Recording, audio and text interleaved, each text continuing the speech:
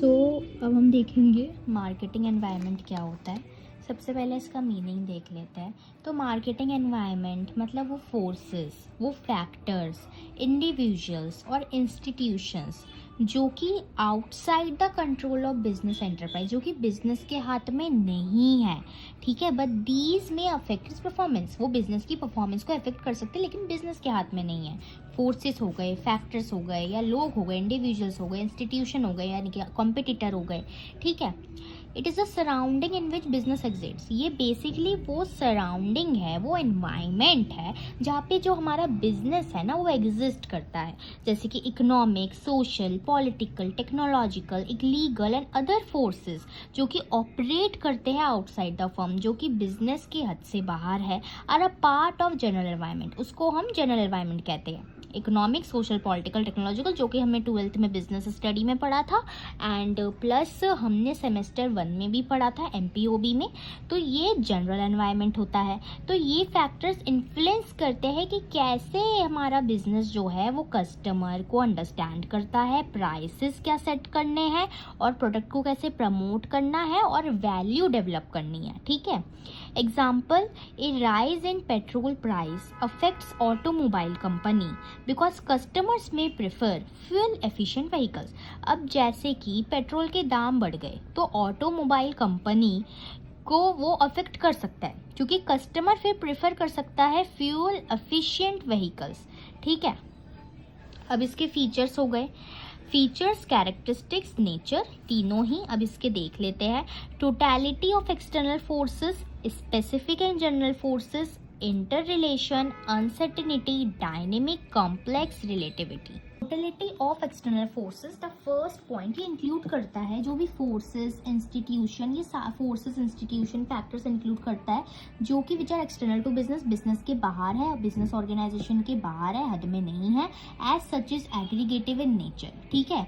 जो एग्रीगेटिव मतलब क्या होता है, एग्रीगेट मतलब टोटल, ठीक है। तो एग्रीगेटिव इन नेचर होता है यानी कि टोटल जो फोर्सेस, इंस्टीट्यूशन यानी कि कॉम्पिटिटर है, फैक्टर है, ठीक है। तो एग्रीगेटिव इन नेचर होता है, वो एक बिजनेस नहीं कर सकता हैंडल, ठीक है। स्पेसिफिक एंड जनरल फोर्सेस, तो जो हमारा मार्केट एनवायरनमेंट है वो both specific and general forces को इंक्लूड करता है। स्पेसिफिक फोर्सेस अफेक्ट करते हैं बिजनेस एंटरप्राइज को डायरेक्टली और इमीडिएटली, ठीक है, in their day to day working, day to day operations होते हैं, जिसमें which include supplier, investor, customer.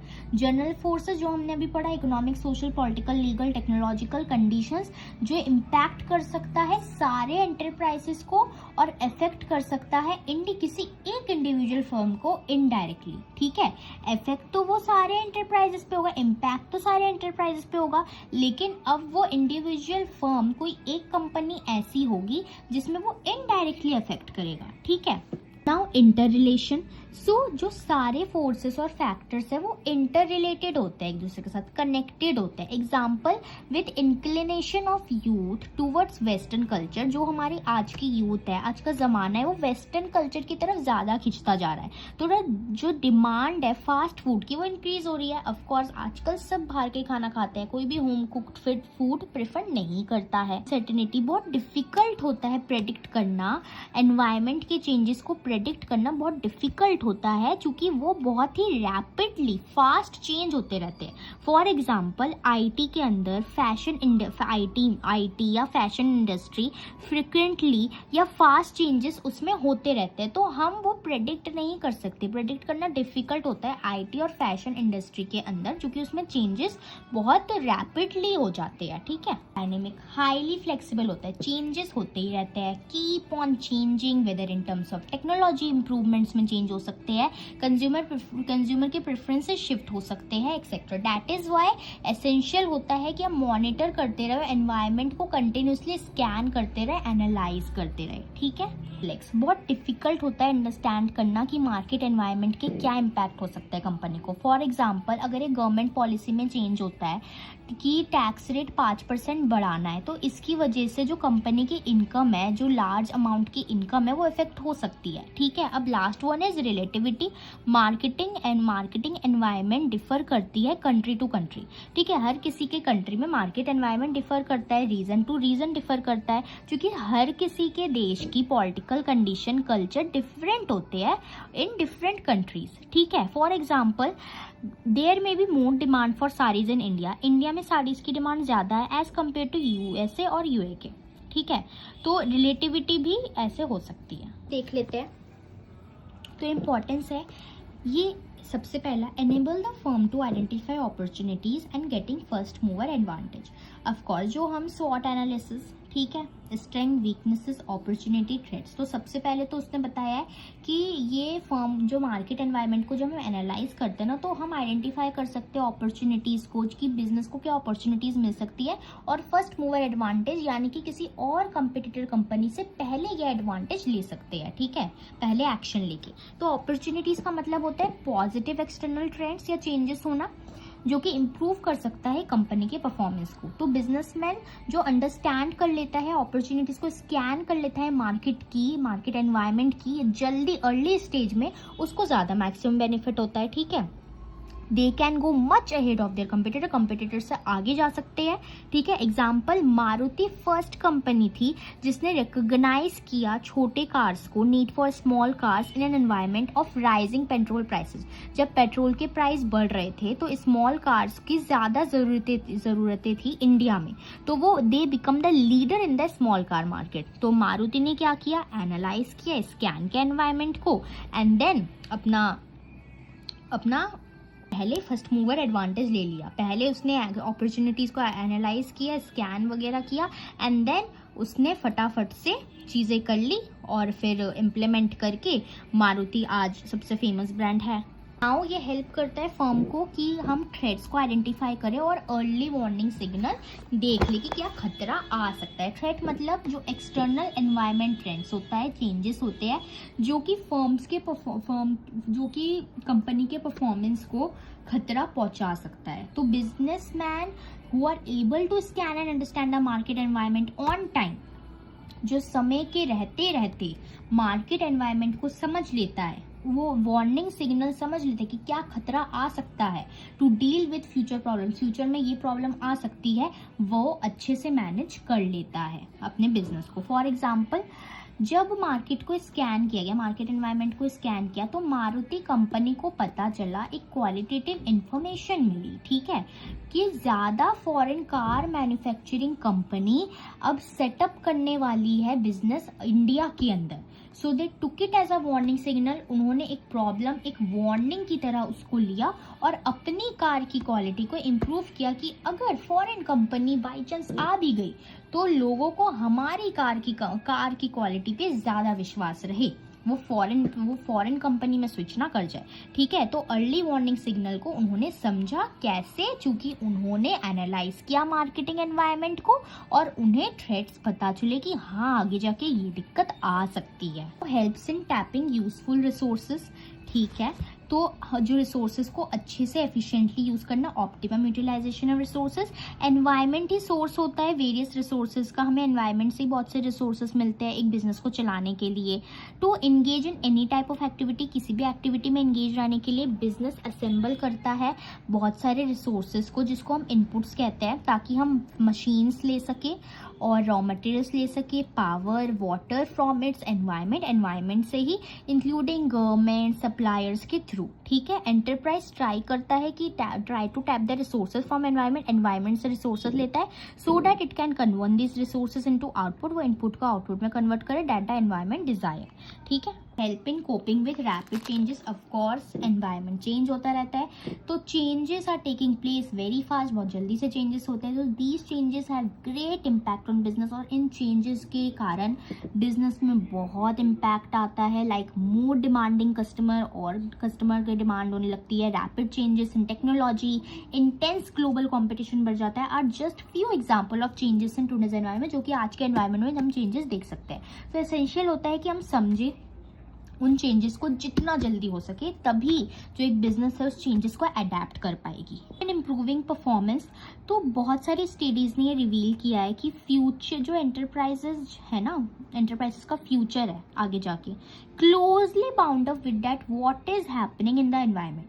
जो एंटरप्राइज का फ्यूचर है वो डिपेंड करता है किस पे, कि हमारे एनवायरनमेंट में क्या चल रहा है, ठीक है, बिजनेस या मार्केटिंग एनवायरनमेंट में क्या चल रहा है। The enterprises that continuously monitor the environment, जो एंटरप्राइज, जो फर्म, जो कंपनी कंटिन्यूसली एनवायरनमेंट को स्कैन करती है, एनालाइज करती है, मॉनिटर करती है और अडेप्ट करती है सिटेबल बिजनेस प्लान को, उसके अकॉर्डिंग प्लान बनाती है, are the one which not only improve their present performance. वो कंपनी नहीं होती जो सिर्फ अपने प्रेजेंट परफॉर्मेंस को इम्प्रूव करती है, but also continues to succeed in market for a longer period, और बल्कि वो आगे लॉन्ग टर्म सक्सेस भी पाती है और लॉन्गर पीरियड तक कॉम्पिटिशन का सामना कर पाती है और अपने कॉम्पिटिटर्स के साथ वो डील कर पाती है, ठीक है।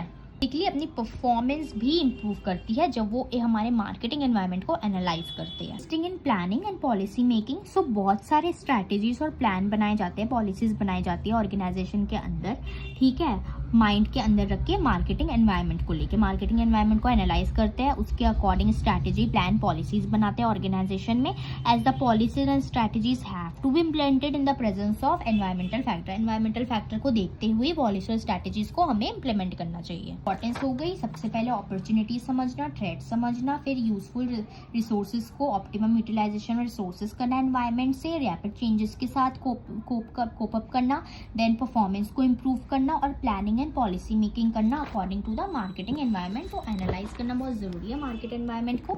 तो marketing environment vital role play करते हैं, इंपॉर्टेंट रोल प्ले करते हैं shaping marketing strategy and business decision. Since हमारा मार्केट एनवायरनमेंट डायनेमिक है, कॉम्प्लेक्स है, अनकंट्रोलेबल है, कंट्रोल नहीं कर सकते, company must continuously analyse it to identify opportunity and reduce risk, ठीक है। ऑर्गेनाइजेशन जो समझ लेता है, अडेप्ट कर लेता है मार्केटिंग एनवायरनमेंट को, वो कस्टमर सेटिस्फैक्शन, कंपेटिटिव एडवांटेज और लॉन्ग टर्म सक्सेस को अचीव कर सकता है। अब एस्पेक्ट्स ऑफ मार्केटिंग एनवायरनमेंट समझ लेते हैं, ठीक है। तो सबसे पहले इंट्रोडक्शन है क्या, तो बेसिकली मार्केटिंग एनवायरनमेंट जो कि इंटरनल एक्सटर्नल फोर्सेस होते हैं जो कि कंपनी को अफेक्ट करते हैं, मार्केटिंग के डिसीजन कंपनीज को अफेक्ट करते हैं, मार्केटिंग डिसीजंस को अफेक्ट करते हैं, परफॉर्मेंस को अफेक्ट करते हैं। तो फैक्टर्स इन्फ्लुएंस करते हैं कि कंपनी क्या प्रोड्यूस करेगी, प्राइसेस को अफेक्ट करता है, प्रमोशन वगैरह और डिस्ट्रीब्यूट्स इट प्रोडक्ट्स। तो मार्केटिंग एनवायरनमेंट मेनली डिवाइड होता है दो इसमें, माइक्रो एनवायरनमेंट और मैक्रो एनवायरनमेंट में। इसको क्लियरली अंडरस्टैंड करने के लिए हम एक एग्जाम्पल लेंगे अमूल का, कि कैसे डिफरेंट एस्पेक्ट्स अफेक्ट करता है अमूल कंपनी को, ठीक है। तो सबसे पहले माइक्रो एनवायरनमेंट देख लेते हैं। माइक्रो एनवायरनमेंट बेसिकली ये वो फैक्टर्स इंक्लूड्स करता है जो कि कंपनी के बहुत क्लोज होते हैं और डायरेक्टली अफेक्ट करता है कंपनी के परफॉर्मेंस को या वर्किंग को, ठीक है। सबसे पहले company, supplier, marketing intermediates, customers, competitors and public. सबसे पहले company, the companies own departments, company के अंदर जो डिपार्टमेंट्स होते हैं, production, finance, HR and marketing, वो डिसीजंस को अफेक्ट करते हैं। Example, Amul production team, Amul की जो प्रोडक्शन टीम है वो इंश्योर करती है कि क्वालिटी मिल्क प्रोडक्ट्स हो, well the marketing team ensure करती है कि अट्रैक्टिव एडवर्टीजमेंट हो सके, ठीक है। तो कंपनी के अंदर के डिपार्टमेंट्स की बात हो रही है, तो क्लोजली डायरेक्टली वो अफेक्ट कर रही है कंपनी को, ठीक है।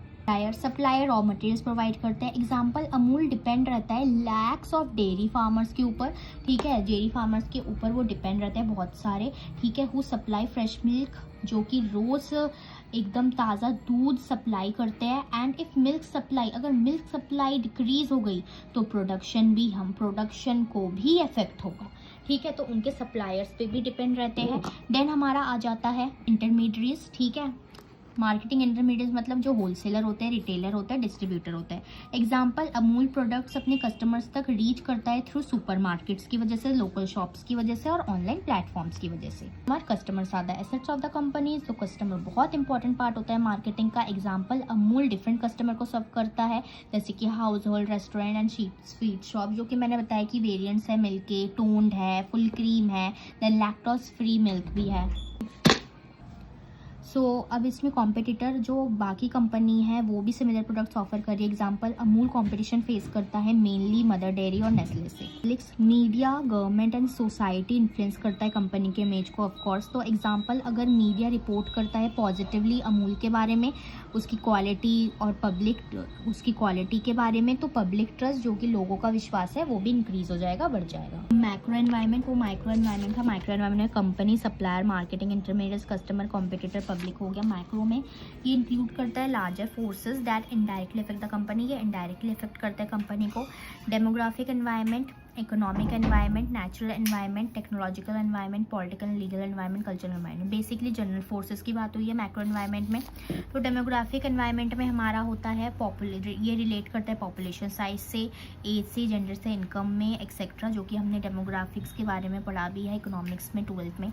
एग्जाम्पल, ग्रोइंग पॉपुलेशन, जो कि पॉपुलेशन बढ़ती जा रही है इंडिया में, उसकी वजह से जो मिल्क प्रोडक्ट्स की डिमांड है वो भी बढ़ती जा रही है। Then economic environment income level के बारे में, इन्फ्लेशन, डिफ्लेशन, परचेजिंग पावर को इंक्लूड करता है। एग्जाम्पल, इन्फ्लेशन, जब महंगाई बढ़ जाती है तो कस्टमर प्रेफर करते हैं अफोर्डेबल ब्रांड्स जैसे कि अमूल। देन हमारा नेचुरल एनवायरनमेंट, ये इंक्लूड करता है natural resources and environmental issues को। एग्जाम्पल, अगर पानी की शॉर्टेज हो जाएगी तो वो मिल्क प्रोडक्शन को अफेक्ट कर सकता है। Then technological environment, new technology improve करता है प्रोडक्शन एंड मार्केटिंग को। एग्जाम्पल, अमूल यूज़ करता है मॉडर्न डेयरी प्रोसेसिंग टेक्नोलॉजी और डिजिटल मार्केटिंग को।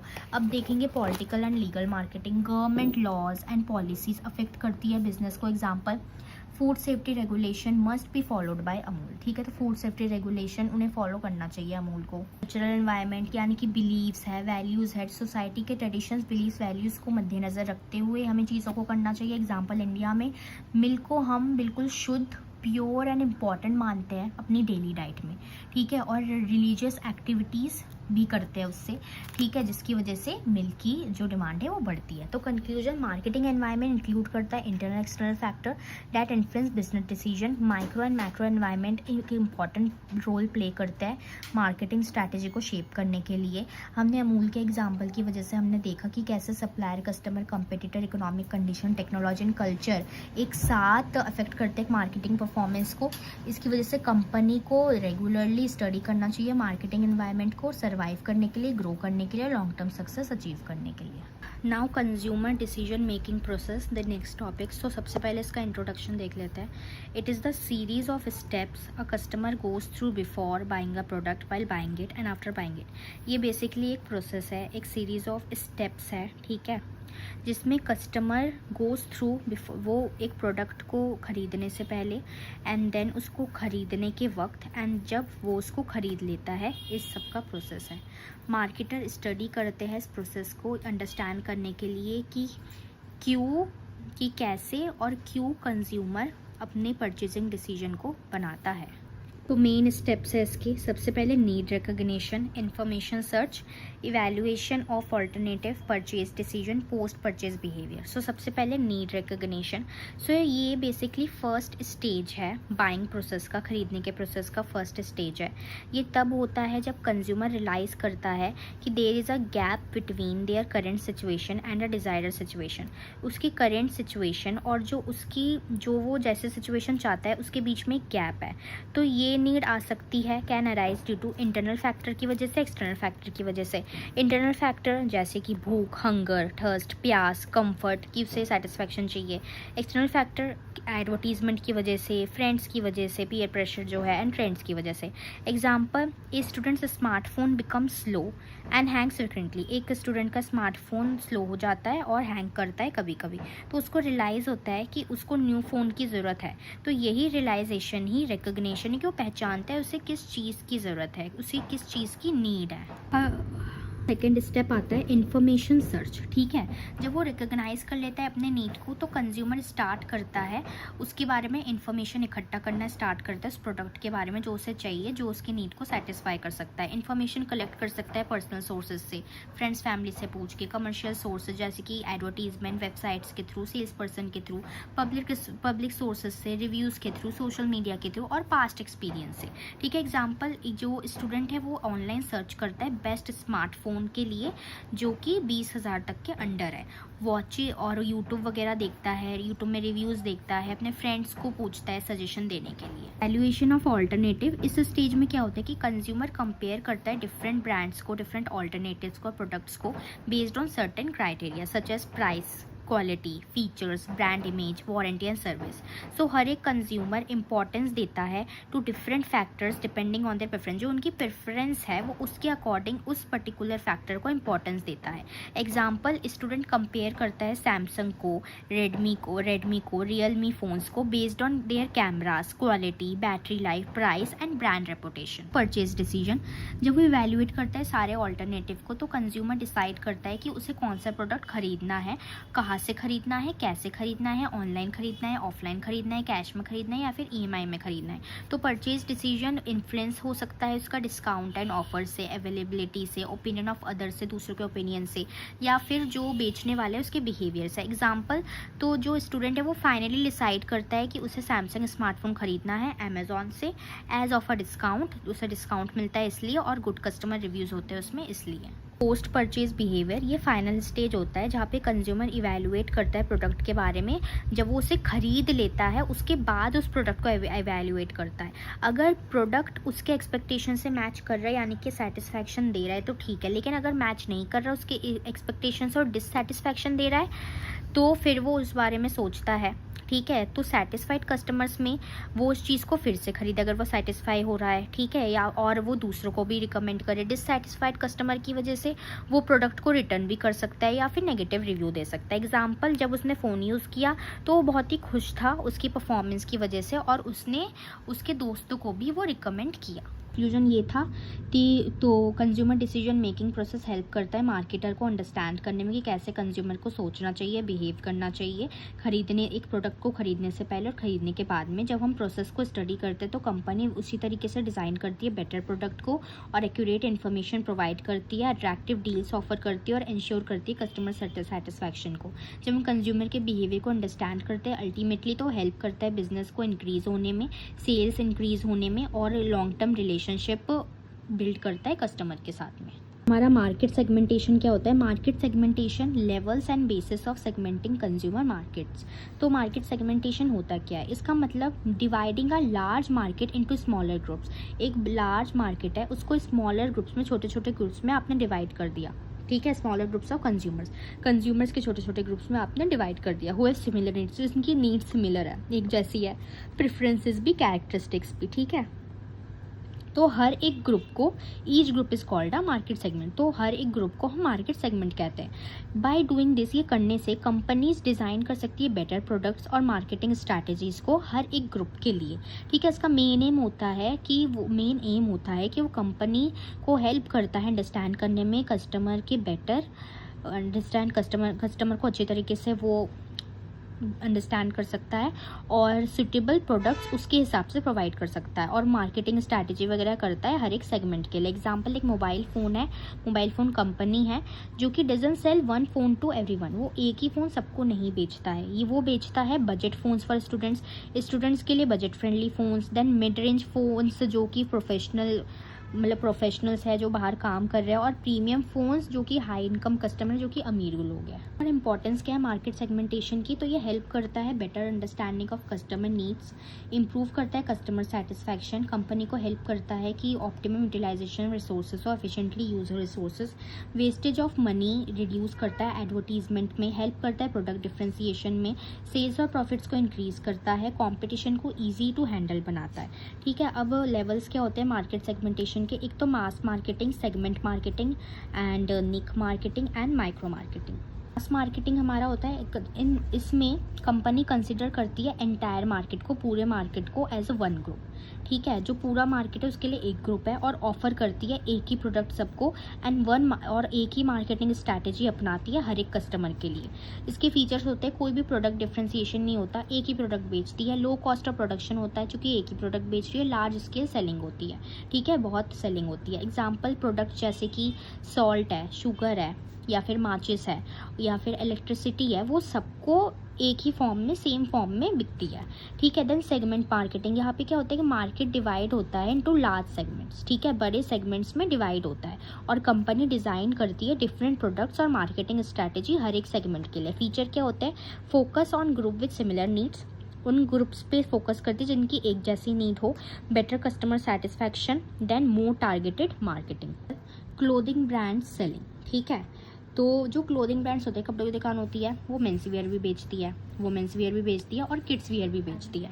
नाउ निक मार्केटिंग, मार्केटिंग होती है, फोकस करता है स्मॉल और स्पेशलाइज सेगमेंट में ऑफ द जो मार्केट में स्मॉल और स्पेशलाइज सेगमेंट में फोकस करती है विद स्पेसिफिक नीड्स, ठीक है। फीचर्स, लिमिटेड कस्टमर होते हैं, कंपटीशन ज़्यादा नहीं होता, हाई कस्टमर लॉयल्टी रहती है। एग्जांपल वीगन कॉस्मेटिक्स, ठीक है, organic food products, luxury watches for elite customer, ठीक है। माइक्रो मार्केटिंग हमारा इसका मतलब होता है प्रोडक्ट्स को कस्टमाइज करना और मार्केटिंग एफर्ट्स वगैरह करना अकॉर्डिंग टू इंडिविजुअल, हर एक इंडिविजुअल के लिए अलग कस्टमाइज्ड प्रोडक्ट्स होना, ठीक है, इंडिविजुअल कस्टमर्स और लोकल एरियाज़ में। फीचर्स हाईली पर्सनलाइज्ड होते हैं, हर किसी के लिए अलग प्रोडक्ट होता है, कस्टमर सेटिस्फैक्शन हाई होती है क्योंकि सबको अपने हिसाब के प्रोडक्ट मिल रहे हैं और मॉडर्न डिजिटल मार्केटिंग में यूज़ होता है। एग्जांपल कस्टमाइज्ड बर्थडे केक्स, ठीक है, personalised online ads on Instagram, tailor made suits, ठीक है। अब बेसिस क्या होते हैं, basis of segmenting consumer markets, ठीक है, तो इसके 4 बेसिस होते हैं, geographic segmentation, demographic segmentation, psychographic segmentation, behavioural segmentation. तो जियोग्राफिक सेगमेंटेशन में क्या होता है, इस मेथड के अंदर मार्केट डिवाइड होती है बेस्ड ऑन जियोग्राफिकल फैक्टर्स में, ठीक है। फैक्टर्स इसमें जो इंक्लूड होते हैं जैसे कि country, state, city, climate, urban and rural areas के अकॉर्डिंग डिवाइडेड होती है। एग्जाम्पल, वुलन क्लोथ्स मिलते हैं ठंडी में, एयर कूलर्स मिलते हैं गर्मी में, फास्ट फूड आउटलेट्स मोस्टली शहरों में होते हैं, अर्बन एरियाज़ में होते हैं, रूरल एरियाज़ में नहीं होते। डेमोग्राफिक सेगमेंटेशन आता है, मोस्ट कॉमनली यूज मेथड है, ठीक है। ये डिवाइड करता है consumer based on personal characteristics factors जैसे कि age, gender, income, education, occupation, family, marital status, ठीक है। एग्जाम्पल, बेबी फूड होते हैं इन्फेंट्स के लिए, जो छोटे बच्चों के लिए, मेकअप प्रोडक्ट्स होते हैं वुमेंस के लिए, लग्जरी कार्स होती है अमीर लोगों के लिए, हाई इनकम ग्रुप के लिए, एजुकेशनल ऐप्स होते हैं स्टूडेंट्स के लिए। साइकोग्राफिक सेगमेंटेशन, साइकोग्राफिक सेगमेंटेशन इस मेथड में ये बेस्ड होता है lifestyle, personality, values and interest of consumers, factors, lifestyle, personality traits, social class, attitudes and values, इन सब के अकॉर्डिंग डिवाइड होते हैं। एग्जाम्पल, फिटनेस ब्रांड्स टारगेट करता है हेल्थ कॉन्शियस पीपल को, एडवेंचर बाइक्स वगैरह जो होती है जो कि जिनको थ्रिल पसंद है, ठीक है, थ्रिल लवर्स के लिए। बिहेवियरल सेगमेंटेशन, इस मेथड में कंज्यूमर डिवाइड होता है based on there buying behaviour, ठीक है, और प्रोडक्ट्स यूसेज कि किस तरह का प्रोडक्ट वो यूज़ करते हैं और कैसे वो खरीदारी करते हैं। फैक्टर्स, बाइंग ओकेजनली, ठीक है, brand loyalty, readiness two by, ठीक है, कुछ ओकेजनली बाई करते हैं, वैसे नहीं तो नहीं करते। देन ब्रांड की इस ब्रांड से ही खरीदूंगा, उस ब्रांड से नहीं खरीदूंगा। देन रेडीनेस टू बाई, और कुछ होता है कि हाँ हम खरीदने के लिए तैयार है। Example, toothpaste for whitening, sensitivity और cavity protection, special offers for loyal customer. अब डिफरेंस बिटवीन क्या होता है मार्केट सेगमेंटेशन और मास मार्केटिंग में, ठीक है। सबसे पहले जो हमारा मार्केट सेगमेंटेशन है वो कस्टमर फोकस्ड होता है और जो मास मार्केटिंग है वो प्रोडक्ट फोकस्ड होता है। प्रोडक्ट्स डिफरेंट होते हैं मार्केट सेगमेंटेशन में, मास में जो सेम होते हैं सबके लिए। कॉस्ट इसमें ऑप्टिमाइज्ड होती है, इसमें बहुत हाई वेस्टेज होती है मास मार्केटिंग में। देन कस्टमर सेटिस्फैक्शन मार्केट वाले में हाई होती है और मास मार्केटिंग में लो होती है। अब मार्केट टारगेटिंग कॉन्सेप्ट और उसके क्राइटेरिया। इंट्रोडक्शन, तो मार्केट टारगेटिंग एक प्रोसेस होता है कि हम स्पेसिफिक ग्रुप को सेलेक्ट करते हैं कस्टमर की। टारगेट मार्केट, एक टारगेट मार्केट हम सोच के सकते हैं फ्रॉम द टोटल मार्केट, पूरे मार्केट में से हमने इस चीज़ को टारगेट बनाया है और उस हिसाब से प्रोडक्ट डिज़ाइन करते हैं, स्ट्रैटेजी बनाते हैं according to their needs. So since a company can not satisfy everyone, company हर किसी को सेटिस्फाई नहीं कर सकती है मार्केट में, तो ये फोकस करती है पर्टिकुलर ग्रुप पे that it can serve best and profitably. For better understanding, let us take the example of Nike. तो नाइकी का एग्जांपल इसमें हम लेंगे। सबसे पहले मार्केट टारगेटिंग का कॉन्सेप्ट देख लेते हैं। मार्केट टारगेटिंग आता है comes after market segmentation. Market segmentation के बाद मार्केट टारगेटिंग आता है, ठीक है। तो फर्स्ट जो company divides the market into different groups. Company divide करती है मार्केट को डिफरेंट ग्रुप्स में, सेगमेंट्स में, based on their age, income and lifestyle etcetera. Then वो सेलेक्ट करती है एक या फिर ज़्यादा सेगमेंट्स को कि जिसको वो सर्व करेगी, जिसको वो सर्विसेज और प्रोडक्ट्स वगैरह बेचेगी। तो ये प्रोसेस होता है मार्केट टारगेटिंग। एक पर्टिकुलर टारगेट बना लिया पूरे टोटल मार्केट में से। Example Nike. तो नाइकी डिवाइड करता है मार्केट को 2 सेगमेंट्स में, ठीक है। तो मतलब वो सेगमेंट्स में डिवाइड कर देता है, athletes, fitness lovers, teenagers, women sports wear users, ठीक है। तो इसमें इस 4 कैटेगरी में उसने डिवाइड कर लिया। तो नाइकी मेनली टारगेट करता है यंग पीपल 15 to 35 ईयर्स, ठीक है, स्पोर्ट्स एंड फिटनेस एंथुसियास्ट्स को और middle and high income customer को। नाइकी डिज़ाइन करता है स्टाइलिश और high performance products for this specific group. अब टाइप्स क्या होते हैं टारगेटिंग स्ट्रैटेजीज़ के? सबसे पहला undifferentiated marketing, differentiated marketing, concentrated यानी कि niche marketing, then micro marketing. Undifferentiated marketing में क्या होता है कि कंपनी टारगेट करती है पूरे मार्केट को विथ 1 प्रोडक्ट, ठीक है। पूरे मार्केट को एक प्रोडक्ट बेचेगी, कोई भी डिफरेंशिएशन नहीं है। Example basic white sport socks हर कस्टमर को बेचे जाते हैं, ठीक है। बेसिक वाइट स्पोर्ट सॉक्स हर कस्टमर को बेचे जाते हैं। अब डिफरेंशिएटेड मार्केटिंग में क्या है, कंपनी टारगेट करती है डिफरेंट सेगमेंट्स को with different product. Example Nike offer करती है running shoes, football shoes, gym wear, women's active wear separately, हर किसी को अलग अलग चीज़ ऑफर करती है। कंसंट्रेटेड मार्केटिंग यानी कि निक मार्केटिंग, तो कंपनी फोकस करती है कि स्मॉल सेगमेंट को, ठीक है, छोटे सेगमेंट को, एक ही छोटे सेगमेंट को। और नाइकी एग्जांपल नाइकी के जो प्रीमियम एयर जॉर्डन शूज़ है वो टारगेट करती है बास्केटबॉल लवर्स को। मार्केटिंग में टारगेट करना सिर्फ इंडिविजुअल्स को टारगेट करना है, फिर स्पेसिफिक लोकेशंस को टारगेट करना। एग्जांपल कस्टमाइज्ड नाइकी शूज़, लोगों को कस्टमाइज चीज़ें देना। अब क्राइटेरिया क्या होते हैं जब हम एक टारगेट मार्केट को सेलेक्ट करते हैं? सबसे पहले तो मेजरेबिलिटी, एक्सेसिबिलिटी, सब्सटैंशियलिटी, डिफरेंशिएबिलिटी, एक्शनेबिलिटी। मेजरेबिलिटी में क्या होता है कि जो साइज़ और परचेजिंग पावर होता है हर एक सेगमेंट का वो मेजरेबल होना चाहिए, ठीक है। एग्जाम्पल नाइकी कैन मेजर, वो मेजर कर सकते हैं कि कितने यंग फिटनेस यूजर्स हैं जो कि एक सिटी के अंदर रहते हैं। देन एक्सेसिबिलिटी, कंपनी वो रीच कर पाए हर एक सेगमेंट तक थ्रू डिस्ट्रीब्यूशन एंड प्रमोशन, ठीक है। Example Nike online platforms use करता है और स्पोर्ट्स स्टोर्स वगैरह, ताकि वो अपने टारगेट मार्केट तक पहुंच सके। हमारा सब्सटैंशियलिटी होता है, ये सेगमेंट शुड बी बड़ा होना चाहिए, लार्ज होना चाहिए, प्रॉफिटेबल इनफ होना चाहिए। Example young urban customer from a large profitable segment, ठीक है।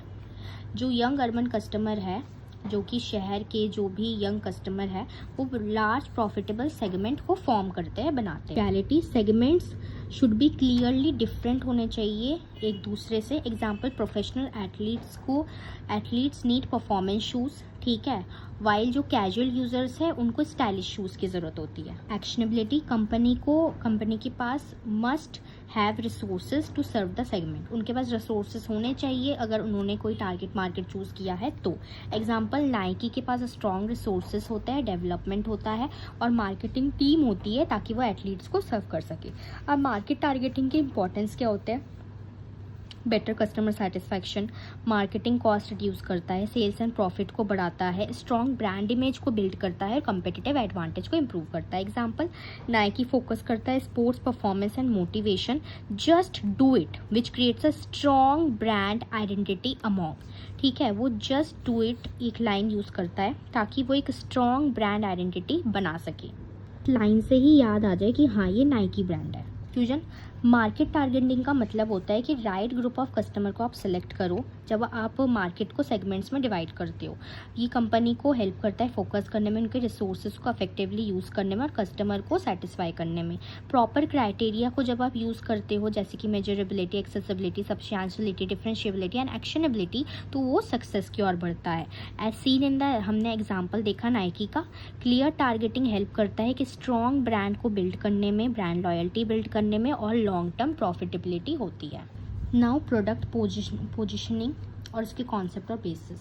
सबसे पहले इंट्रोडक्शन, इसका मतलब होता है कि क्लियर और यूनिक इमेज बनाना प्रोडक्ट की in the minds of customer, customer के माइंड में यूनिक और क्लियर इमेज बनाना पर्टिकुलर प्रोडक्ट के लिए एज कम्पेयर टू कॉम्पिटिटर।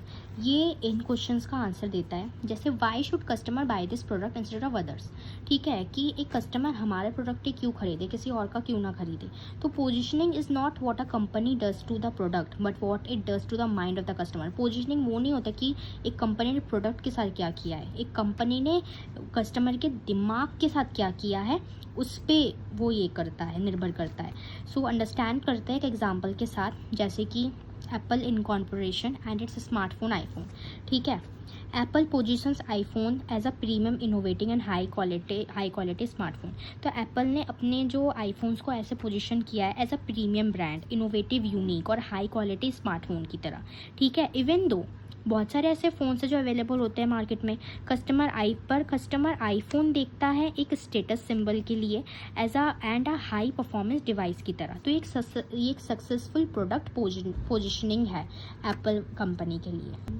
का कॉन्सेप्ट है एक यूनिक आइडेंटिटी क्रिएट करना, टारगेट मार्केट पे फोकस करना, कम्पिटिटिव एडवांटेज लेना, कस्टमर के परसेप्शन को जानना और कंसिस्टेंसी बरकरार रखना। तो क्रिएटिंग अ यूनिक आइडेंटिटी, तो एक प्रोडक्ट डिफरेंट होना चाहिए कॉम्पिटिटर के प्रोडक्ट से। एग्जांपल आईफोन उसके डिज़ाइन की वजह से जाना जाता है, कैमरा क्वालिटी की वजह से जाना जाता है, सिक्योरिटी फीचर्स की वजह से जाना जाता है।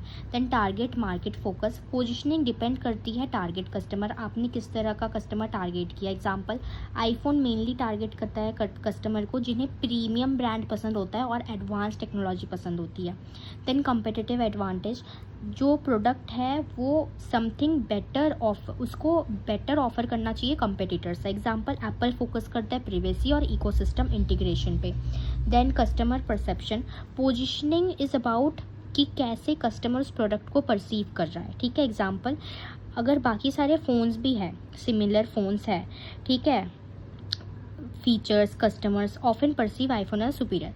बाकी अगर फ़ोन्स भी है और वो एप्पल के फ़ोन के साथ उसके जो फीचर्स है वो सिमिलर है, लेकिन फिर भी वो एप्पल आईफोन को ही as a superior, as a premium brand मानते हैं और आईफोन ही खरीदते हैं। Consistency, positioning must remain consistent. आपने अगर एक पोजीशन बनाई तो कंसिस्टेंट रहनी चाहिए। एडवर्टाइजिंग के मामले में, कम्युनिकेशन के मामले में तो एप्पल कंसिस्टेंटली प्रमोट करता है इनोवेशन और लग्जरी को। हर बार कुछ ना कुछ वो नया प्रमोट करता है और नया कुछ ना कुछ वो है मार्केट में। बेसिस ऑफ प्रोडक्ट पोजीशनिंग, यानी कि वे क्या है, प्रोडक्ट की पोजीशनिंग होती कैसे है। तो कंपनी पोजीशन कर सकते हैं अपने प्रोडक्ट को इन डिफरेंट वेज। तो so these are called basis of positioning. सबसे पहले प्रोडक्ट एट्रीब्यूट्स, यानी कि फोकस करो स्पेसिफिक फीचर्स पे, क्वालिटीज़ पे। एग्जांपल आईफोन पोजीशनड हुआ है as a strong camera quality है और सिक्योरिटी सिस्टम है। Price and quality, product can be position as premium, economy और वैल्यू फॉर मनी। ठीक है, एग्जांपल आईफोन पोजीशन किया गया है एज अ हाई प्राइस, उसका दाम भी ज़्यादा है और हाई क्वालिटी भी है। Then use and application, product is positioned based on its users, कि वो काम कैसे करता है। जैसे कि example iPhone is promoted for photography, gaming and business work. Target users, ये फोकस करता है स्पेसिफिक ग्रुप ऑफ कस्टमर पे। Example iPhone is positioned for professionals के लिए, क्रिएटर्स के लिए एंड प्रीमियम यूजर्स के लिए। एंड कंपेटिटर, यानी कि कंपेयरिंग डायरेक्टली विद कॉम्पिटिटर, अपने कंपटीटर के साथ डायरेक्टली कंपेयर करता है लोग। एग्जांपल एप्पल ऑफन हाईलाइट्स करता है डिफरेंसेस एंड एंड्रॉयड कि एंड्रॉयड स्मार्टफोन और एप्पल में क्या फ़र्क है, वो हमेशा हाईलाइट करता है। कल्चरल सिंबल्स, यानी कि सिंबल्स का यूज़ करना कि वो इमोशनल कनेक्शन बना सके। जैसे कि जो एप्पल का लोगो है वह रिप्रेजेंट करता है इनोवेशन एंड क्रिएटिविटी। फिर focusing on the main benefit के ऊपर फोकस करना जो कि हम कस्टमर को देते हैं। एग्जाम्पल आईफोन बेनिफिट देता है स्मूथ परफॉर्मेंस का और इकोसिस्टम कनेक्टिविटी का। अब इसके इंपॉर्टेंस क्या है, तो ये स्ट्रॉन्ग ब्रांड इमेज क्रिएट करता है, कस्टमर लॉयल्टी इंक्रीज करता है, कंपटीशन का प्रेशर कम करता है और मार्केट शेयर को इम्प्रूव करता है और इफेक्टिव मार्केटिंग कम्युनिकेशन में हेल्प करता है। So conclusion, important marketing strategy है जो कि स्पेशल प्लेस क्रिएट करता है एक प्रोडक्ट के लिए इन द कस्टमर के माइंड में। ये बेस्ड होता है फीचर्स में, प्राइस में, क्वालिटी में, बेनिफिट्स में, टारगेट यूजर्स में, competitor and cultural symbols. Examples जो हमने लिया एप्पल और आईफोन का, जिससे हमने समझा कि स्ट्रॉन्ग पोजिशनिंग एक प्रोडक्ट को यूनिक अलग बनाती है और डिज़ायरेबल बनाती है कि हर किसी की इच्छा हो उसे लेने की। तो इफेक्टिव प्रोडक्ट पोजिशनिंग एसेंशियल होता है लॉन्ग टर्म सक्सेस के लिए और competitive advantage in the market, कि आप मार्केट में अपने कंपेटिटर से आगे हो।